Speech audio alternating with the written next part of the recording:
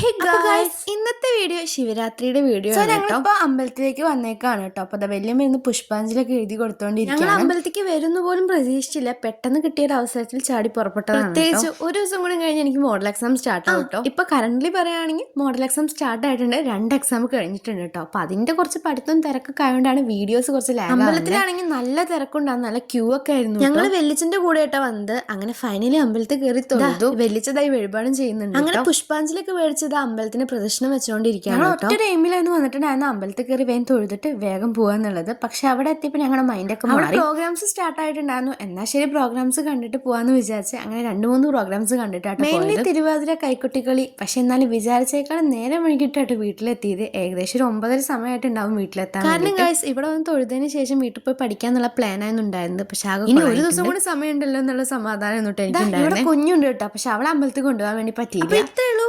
Bye.